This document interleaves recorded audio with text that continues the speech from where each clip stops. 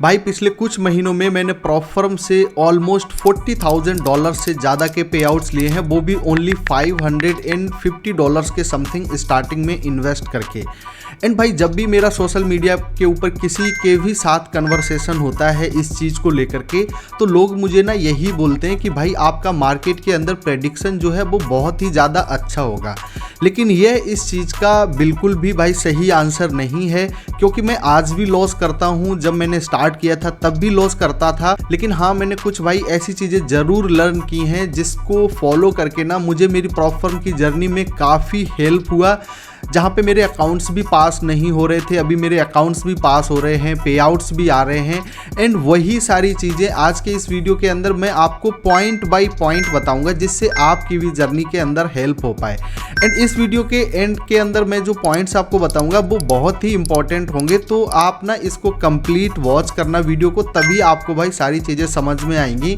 वरना आपका भी टाइम वेस्ट होगा, आप वीडियो को पूरा देख के जाएंगे, आपको चीज़ें समझ में नहीं आएंगी, तो फिर वो हमारे लिए भी अच्छा नहीं होगा। तो आप लोग कंप्लीटली वॉच करना। हमारा सबसे पहला जो पॉइंट होता है, stop watching the money, focus on the process. क्योंकि भाई जब मैं आया था तो मैंने सबसे पहला अपना अकाउंट $50,000 का परचेज किया था।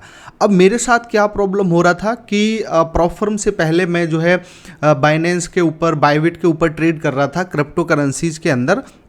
एंड वहाँ पे फ्यूचर्स ट्रेडिंग के अंदर मेरा भाई पोर्टफोलियो होता था $1,000, $2,000। तो वहाँ पे मैं मैक्स रिस्क कर रहा था, पर ट्रेड के ऊपर मैं $50 रिस्क करूँगा या $100 रिस्क करूँगा। तो मेरे माइंड को ना वो चीज़ें देखने की आदत थी कि अगर मेरा ट्रेड में $30 का लॉस चल रहा है, $40 का लॉस चल रहा है, तो मेरा माइंड इज़ ओके। एंड वहीं पे अगर मान के चलो मुझे किसी एक ट्रेड में भाई मेरा 2,000 का कैपिटल है एंड मेरे को एक ट्रेड में $300, $400, $500 लॉस दिखने लग जाए, तो डेफिनेटली मुझे अंदर से क्या होगा, मुझे अंदर से फोमो होगा कि मैं उस ट्रेड के अंदर क्वांटिटी ऐड कर लूँ, या उस टाइम पे ना मैं भाई अपना सिस्टम ट्रेड नहीं करूँगा। उस टाइम पे कहीं ना कहीं उस ट्रेड में मेरे इमोशन भी अटैच हो जाते हैं, क्योंकि मेरा ज़्यादा लॉस हो रहा होता है। एंड वही चीज़ें मुझे प्रॉफर्म के अंदर कैसे फेस करनी पड़ी, क्योंकि मेरे माइंड को ना आदत था भाई $100, $50 प्लस माइनस देखने का, जिसमें मुझे साइकोलॉजिकल प्रॉब्लम नहीं हो रहे थे। बट जब मैं प्रॉफर्म के अंदर आया तो मैंने पहला अकाउंट बाय किया $50,000, जो कि मुझे कॉस्ट किया था समथिंग $320 का, ठीक है। एंड वहाँ पे भाई मैं ट्रेड ले रहा था, तो अगर मैं 1% भी रिस्क करूँगा तो मेरे लिए वो $500 हो गया, 2% रिस्क करूँगा तो मेरे लिए वो $1,000 हो गया, ठीक है। एंड जब मैं ट्रेड एग्जीक्यूट करता था, ट्रेड मेरे फेवर में जा रहा था तो मुझे $500-700 प्लस दिख रहे थे, या मेरे अगेंस्ट जा रहा था तो मुझे $300-400 माइनस दिख रहे थे। तो वो जो मेरे को मनी दिख रहा था ना, हालांकि वो एक डेमो मनी था, लेकिन फिर भी मुझे वहाँ पे काफ़ी ज़्यादा फोमो होता था कि यार मैं इस ट्रेड को अर्ली जो है एग्जिट कर दूं, या अगर नेक भी लॉस में हुआ, ज़रा सा भी लॉस में हुआ, तो इस ट्रेड को कट कर लूं, कहीं बड़ा लॉस ना हो जाए। इस चीज़ को ना मैं आपको एक ट्रेड एग्जांपल के माध्यम से समझाता हूँ। यहाँ पे जैसे मैं ट्रेड मान के चलो ट्रेडिंग व्यू के ऊपर हूँ, ठीक है। एंड यहाँ पे क्या कर रहा है, मार्केट जो है ना वो कंटिन्यूसली गिर रहा है। ये एक लिक्विडिटी पॉइंट को स्वीप किया एंड मार्केट यहाँ पे गिरा। हम एक सिंपल स्ट्रेटजी के हिसाब से समझते हैं कि ये BOS हुआ तो मैं यहाँ से यहाँ तक फिब मार्क करूँगा एंड ये लेवल पे मैं अपना पोजीशन जो है सेल करूँगा एंड 1:2 या 1:3 टारगेट करूँगा। तो कुछ इस तरीके से मैं मेरा पोजीशन प्लान करता हूँ एंड मैं यहाँ पे इस तरीके से अपना 1:2 टारगेट के लिए इस ट्रेड को मैं करूँगा। तो अभी मैंने यहाँ पे पोजीशन को लिया, पोजीशन मेरा आप देखेंगे ना, तो पोजीशन यहाँ पे कुछ जो है टाइम के लिए पोजीशन प्लस में आया। अब मैं अगर वो बड़ा अकाउंट ट्रेड कर रहा हूँ तो मुझे यहाँ पे $500-600 प्लस दिखेंगे, ठीक है। फिर वो पोजीशन धीरे धीरे धीरे धीरे धीरे धीरे ऊपर गया, ठीक है। तो अभी मैं क्या कर रहा था उस टाइम पे भाई, मैं अर्ली एग्जिट कर दे रहा था, क्योंकि मैं उस टाइम पे वो पोर्टफोलियो को ट्रेड कर रहा था, वो मेरा जो कनेक्शन था माइंड का वो मनी के साथ भी था। तो दैट्स वाई मैं जो है ना अपने डिसीजंस जो है वो नहीं ले पा रहा था अच्छे से। तो मैं कहीं इस जगह पे एग्जिट कर देता था एंड प्राइस जो है पूरा फेवर में जा कर के मुझे मेरा टारगेट दे देता था, या पोजीशन मेरे प्रॉफिट में आ रही है, थोड़ा सा पुलबैक लेने गया मार्केट, मैं इस जगह पे ही एग्जिट कर देता था, पूरे टारगेट के लिए होल्ड नहीं कर पाता था। तो इस चीज़ को भी भाई आपको ना अच्छे से ध्यान में रखना है कि आप प्रॉपर तरीके से अपना सिस्टम को फॉलो करो। आपका जो भी रिस्क मैनेजमेंट है, आप जो भी स्ट्रेटजी ट्रेड करते हो, आप वो डेमो मनी को मत देखो। आपने MT5 के अंदर अपना ट्रेड एग्जीक्यूट किया, आप डायरेक्टली अपना MT5 बंद करो, उसके बाद आपका स्टॉप लॉस आए, टारगेट आए, वो टोटली आपके सिस्टम के अकॉर्डिंग होना चाहिए। जैसे अभी मैं ट्रेड करता हूँ, मैंने अभी अल्फ़ा का ये अपना फाइवर्स का $200,000 का एक अकाउंट परचेज किया है, ठीक है। इसमें मैंने 2 दिन ट्रेड किया भाई। पहले दिन मुझे 3000 का प्रॉफिट हुआ, दूसरे दिन मुझे 500 का लॉस हुआ। आज मैंने 2 ट्रेड किए, मेरा दिन अच्छा नहीं था, तो दैट्स वाई मुझे $3.76 का यहाँ पे लॉस हो गया। मतलब मैंने जितना भी 2 दिन के अंदर प्रॉफिट किया वो 1 दिन के अंदर चला गया। तो इसका मतलब ये नहीं है कि मैं जो यहाँ पे फोमो करके अभी और भी ट्रेड करने लग जाऊँ, क्योंकि यहाँ पे मैं जो भी ट्रेड ले रहा हूँ सारे के सारे मेरे स्ट्रैटेजी के अकॉर्डिंग होते हैं। ये मेरा एक जर्नलिंग सॉफ्टवेयर है जहाँ पे मैं अपनी ट्रेड्स को जर्नल करता हूँ। तो यहाँ पे आप देखेंगे ना, तो मैंने किस स्ट्रैटेजी के ऊपर ट्रेड लिया है, तो मैं सारी चीज़ें यहाँ पे अपनी मार्क करके रखता हूँ। मुझे पैसे से बिल्कुल भी मतलब नहीं है, मैं सिर्फ और सिर्फ जो भी अपना सिस्टम बनाता हूँ, इसके अंदर मैंने इस अकाउंट के अंदर सिस्टम बनाया हुआ है कि मुझे 1:2 ट्रेड करना है। मैं $2,000 से लेकर के 3000, 1% से लेकर के 1.5% रिस्क करूंगा एंड ट्रेड करूंगा। अब मुझे यहाँ पे एक चीज़ देखने को मिलेगी कि हाँ भाई, मैं 10 ट्रेड कर रहा हूँ, उसमें मेरी कितनी ट्रेड्स विन हो रही हैं, कितनी लॉस हो रही हैं। तो अभी यहाँ पे ना मेरे को माइंड से ये चीज़ का नहीं होता है कि अरे नहीं, इस चीज़ को ही आप, इस ट्रेड को ही यहाँ पे अगर आप देखेंगे तो ये ट्रेड में क्या हुआ था, मैंने इस जगह पे एग्जीक्यूट किया, प्राइस यहाँ पे आया, यानी कि 50% तक प्रॉफिट में आया। यानी कि अगर मैंने यहाँ पे भाई 2000 का रिस्क लिया होगा तो मुझे यहाँ पे लगभग भाई $1,1500 प्लस दिखा होगा। उसके बाद क्या हो गया, उसके बाद भाई ट्रेड पूरा रिवर्स हो गया, यानी कि मुझे लॉस में दिखने लग गया। अब मेरे अगर इमोशन इस ट्रेड से अटैच होते तो मैं यहाँ पे कहीं ब्रेक इवन पे क्लोज कर देता, या और भी तरीके के मैं डिसीजन ले सकता था, यहाँ पे थोड़े प्रॉफिट में क्लोज कर सकता था। लेकिन मैंने अपने सिस्टम को फॉलो किया एंड ट्रेड ने मेरा यहाँ पे आकर के टारगेट दे दिया। तो इस तरीके से आपको ना आपका सिस्टम ट्रेड करना है। आप जो भी अपना जो है प्रोसेस आपने बनाया है, आप उसको फॉलो करो, आप मनी को मत देखो। स्टार्टिंग में मुझे इस चीज़ के अंदर बहुत ज़्यादा प्रॉब्लम होती थी, अभी मैंने इसको पूरी तरीके से सॉर्ट कर दिया है। सो हमारा भाई दूसरा लर्निंग यहाँ पे ये है कि लोग ना बहुत ज़्यादा कंफ्यूज रहते हैं कि वो हाई आरआर ट्रेड करें या वो यहाँ पे लो आरआर ट्रेड करें। अब सीधी सी बात है, जहाँ पे आप ज़्यादा आरआर के लिए टारगेट करोगे तो वहाँ पे आपका विन रेट भी कम हो जाएगा, एंड जहाँ पे आप अपना विन रेट पे ज़्यादा फोकस करोगे वहाँ पे आपका आरआर कम हो जाएगा। तो इस चीज़ की कन्फ्यूजन में भाई स्टार्टिंग में मैं फंसा था, क्योंकि जब मैं स्टार्टिंग में आया था तो मैंने जो स्ट्रैटेजी में ट्रेड करता था भाई वो 1:10 आरआर की स्ट्रैटेजी थी। अब वहाँ पे 1:10 आरआर के अकॉर्डिंग भी मैंने अपने अकाउंट्स को मैनेज किया था, मैंने अपनी रिस्क को मैनेज किया था। मैं बेसिकली किस तरीके से ट्रेड करता था उस टाइम पे, अल्फ़ा कैपिटल के अंदर मैंने अपना अकाउंट लिया था, एंड भाई मैंने अपना दूसरा अकाउंट भी पास किया था $100,000 का, जिसके अंदर मैंने वो 1:10 आरआर वाली स्ट्रैटेजी से ही ना भाई मैंने कंसिस्टेंसी मतलब कंसिस्टेंसी से लगभग 4 पे आउट उस अकाउंट से लिए थे, एंड समथिंग मैंने वहाँ से $7,000 के समथिंग उस एक अकाउंट से विड्रॉल किया था। उसके बाद कुछ प्रॉब्लम की वजह से कुछ लूजिंग स्ट्रीक आई एंड वो अकाउंट फेल हो गया था। लेकिन वहाँ पे मैंने अपनी किस तरीके से चीज़ों को मैनेज किया था, जब मैं 1:10 आरआर ट्रेड कर रहा था भाई, लगभग मैं भाई 5 से 6 ट्रेड करता था, तब भाई मेरा 1 या 2 ट्रेड विनिंग आता था। वहाँ पे मैंने अपनी चीज़ों को कैसे मॉडिफाई किया था कि मैं भाई ओनली $300 to $400 रिस्क करता था अपने $100,000 के अकाउंट में। तो आप सोच सकते हो कि मेरा विन रेट कितना भी कम रहेगा ना वहाँ पे, तो भी मेरे अकाउंट के अंदर $10,000 का रिस्क है, मुझे उस अकाउंट को ब्लो करने में बहुत ज़्यादा टाइम लगेगा। उसके अंदर मैंने कुछ मॉडिफिकेशन किए थे, जैसे मैंने ट्रेड एग्जीक्यूट किया 1:1 पे मैं अपना ट्रेड ब्रेक इवन कर देता था, 1:3 पे ट्रेड जाता था, 1:4 पे जाता था, मैं मेरा 50% क्वांटिटी बुक कर लेता था, ठीक है, एंड बाद बाकी का क्वांटिटी मैं 1:10 के लिए होल्ड कर देता था। तो वो सारी चीज़ें मैंने अपनी स्ट्रैटेजी के हिसाब से डेवलप की एंड वहाँ पे भी मैंने पैसा बनाया। उसके बाद क्या हुआ, जो GBP USD है वो मोस्ट ऑफ द टाइम जो है साइडवेज रहता है, ज़्यादा मोमेंटम नहीं होता है। अभी मुझे ज़्यादा अपॉर्चुनिटीज़ फाइंड करने थे तो मैं नेस्डेक के अंदर मूव हुआ। ठीक है, नेस्डेक के अंदर मैंने देखा कि भाई यहाँ पे ना 1:10 आरआर तो आप सक्सीड नहीं कर पाओगे, क्योंकि इंट्राडे प्रोस्पेक्टिव से आपको जो है ना मोर देन 1:3 से ज़्यादा आप एम नहीं कर सकते हो।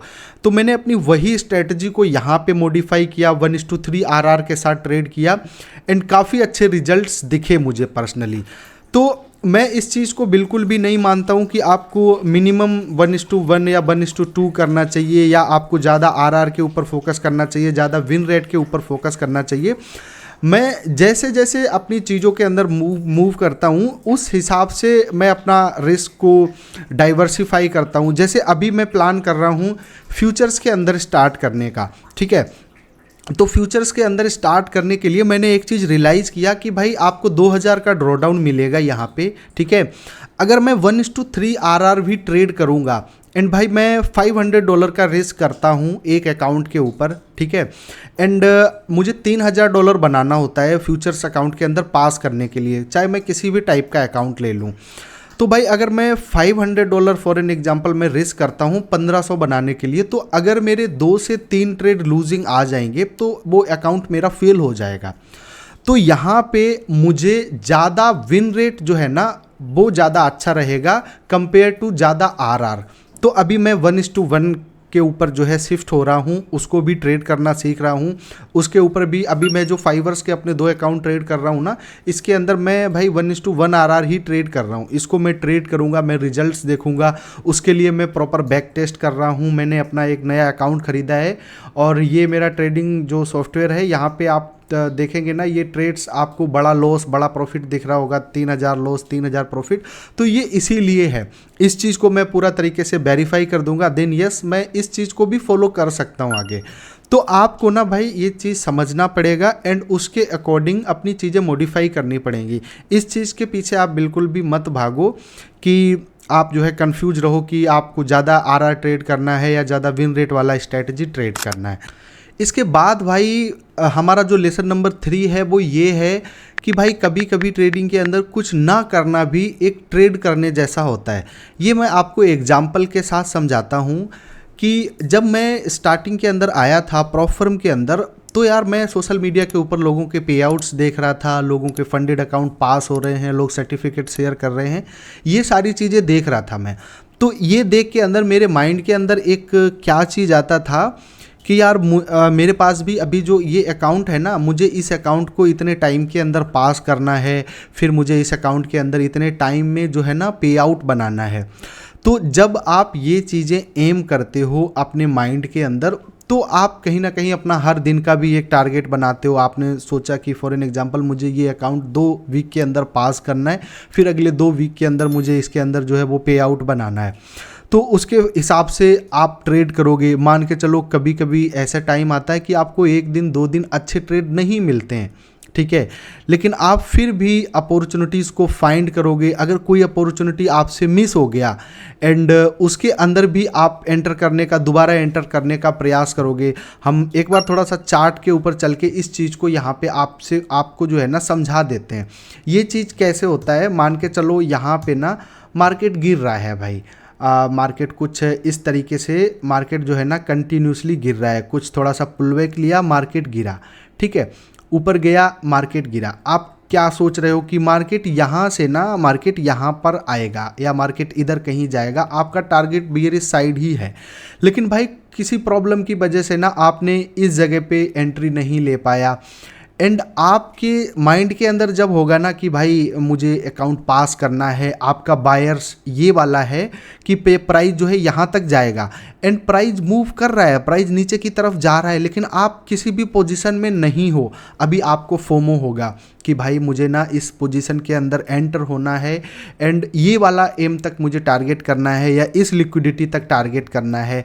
एंड यहाँ पे आपने देखा कि भाई ये तो एक बहुत अच्छा एफवीजी है, यहाँ पे एक बहुत अच्छा ऑर्डर ब्लॉक है एंड ये मेरा एक अच्छा एफवीजी है क्योंकि 3 कैंडल्स बहुत अच्छे तरीके से गिनी है। आपका किसी भी टाइप का स्ट्रैटेजी हो सकता है, वो अलग अलग चीज़ है, लेकिन आपने फॉर एन एग्जांपल इस जगह पे ट्रेड प्लान किया या आपने ये एफवीजी के ऊपर ट्रेड प्लान किया फॉर एन एग्जांपल, यहाँ पे आपने स्टॉप लॉस लगाया एंड ये ट्रेड आपका स्टॉप लॉस कट गया, ठीक है। एंड इस तरीके से भाई क्या होता है ना, लॉसेस होते हैं, आपका जो स्ट्रैटेजी है आप उसी के ऊपर स्टिक रहो भाई। इस चीज़ को आप समझोगे ना कि आपको आपके अकाउंट को पूरा टाइम देना है, आपका स्ट्रैटेजी के अकॉर्डिंग जब ट्रेड बनेगा आपको तभी करना है।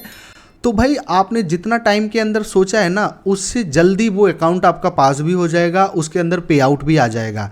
लेकिन सिर्फ और सिर्फ आप डायरी के ऊपर नोट करके कि मुझे ये इस डेट तक पास करना है, इस डेट तक मुझे जो है फंडेड अकाउंट में प्रॉफिट बनाना है, तो भाई वो चीज़ें ना डायरी तक अच्छी लगती हैं, लेकिन जब लाइव मार्केट में वो चीज़ें आप अटैच करके करोगे ना तो आपको एक्स्ट्रा लॉसेस होंगे। तो इस चीज़ का भी आपको ध्यान रखना है भाई। मेरा जो लेसन नंबर 4 है जो मैंने सीखा वो ये है, ट्रेडिंग जर्नल के साथ साथ आपका प्रोफर्म जर्नल भी आपके पास होना चाहिए। ट्रेडिंग जर्नल क्या होता है मैंने आपको बताया है, मैं आपको यहाँ पे स्क्रीनशॉट्स के माध्यम से भी दिखा दूंगा।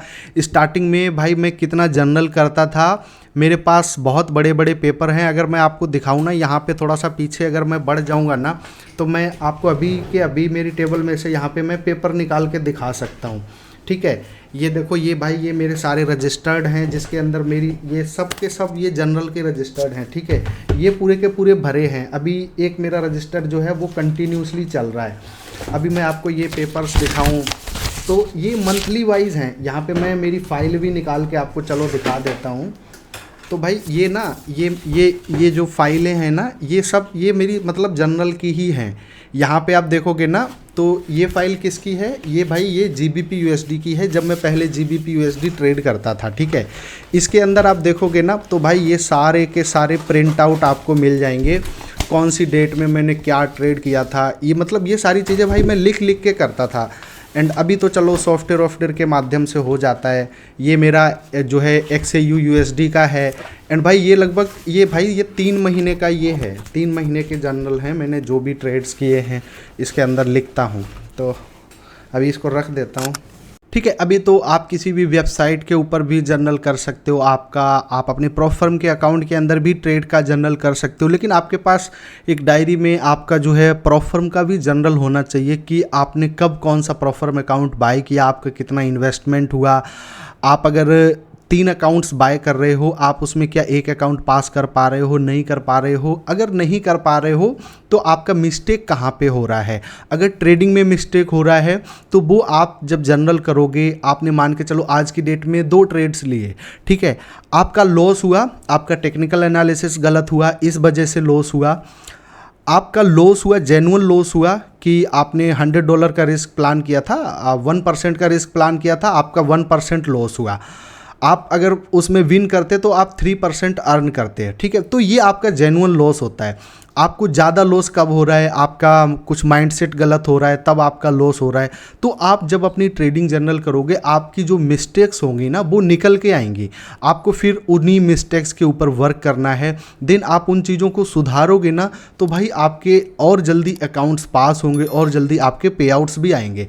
आगे चल के भी आपसे ये मिस्टेक होंगी, लेकिन भाई आप लिखते रहोगे, जर्नल करते रहोगे ना, तो आप अगेन एंड अगेन आपके सामने वो मिस्टेक आएंगी। अगेन एंड अगेन आपको लगेगा कि नहीं, मुझे इस चीज़ को और बेटर करना है और सुधारना है, तो भाई तभी आपसे हो पाएगा। अदरवाइज़ तो भाई अगर आप जर्नल नहीं करोगे, लिखोगे नहीं, आज आप कोई एक मिस्टेक करोगे ना, आप माइंड में बोलोगे कि मुझे ना ये मिस्टेक नहीं करनी है, आप दूसरे दिन मिस्टेक नहीं करोगे, तीसरे दिन नहीं करोगे, भाई 2-3 दिन बाद आप भूल जाओगे कि आपने आज से 10 दिन पहले भी यही मिस्टेक करके आपके प्लान रिस्क से ज़्यादा लॉस किया था, एंड फिर से आप वही मिस्टेक करने लगोगे।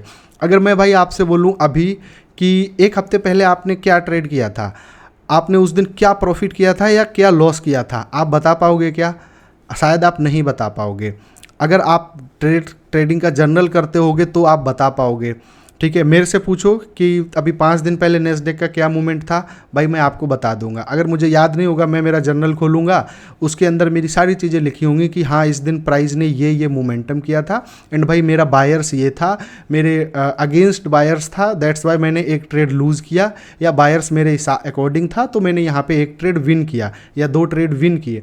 तो इस तरीके से चीज़ें होती हैं।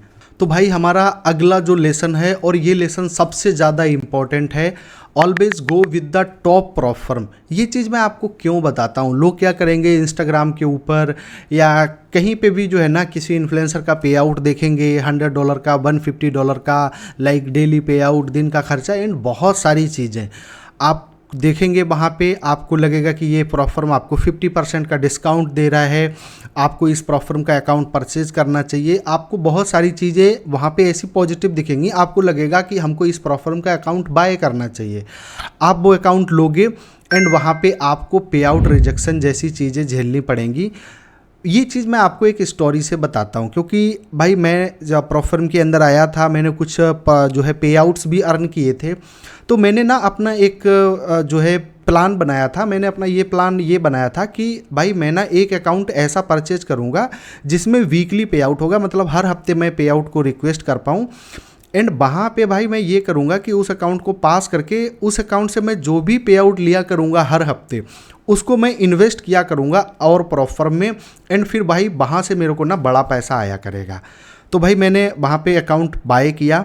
पहला अकाउंट भाई मुझे $220 के मिला था, $50,000 का। तो आपको $220 सस्ता लग रहा होगा, तभी मैंने लिया था, एंड वही मेरा गलती था। उस कंपनी का नाम था आई थिंक गिमर करके, मैंने एक यूट्यूबर का वीडियो देखा था, मैंने वो बाय कर लिया।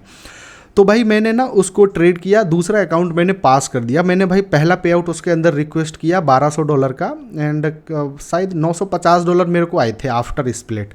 दूसरा पे आउट भाई मैंने दूसरे वीक में रिक्वेस्ट किया $1300-1400 का, एंड भाई दूसरे पे आउट में वो कंपनी ना बंद हो गई। ठीक है, तो वो मेरा सारा प्लान चौपट हो गया, मेरे पैसे भी गए। अभी आप बोलोगे आपने 220 लगाए थे, आपको तो 900 आ गए, लेकिन भाई वहाँ से ना फिर आपने जितना भी रोड मैप आपका बनाया होता है वो सारी चीज़ें अनप्लान्ड हो जाती हैं। जैसे भाई एक कंपनी था, उसका चलो नाम नहीं बताऊंगा मैं आपको, उसमें भाई मैंने लगभग 15 से 16 हज़ार डॉलर के पे आउट्स लिए थे उस कंपनी में, एक $100,000 के अकाउंट पे। एंड भाई वहाँ पे मेरा ना दूसरा अकाउंट भी 100K का फंडेड हो गया था।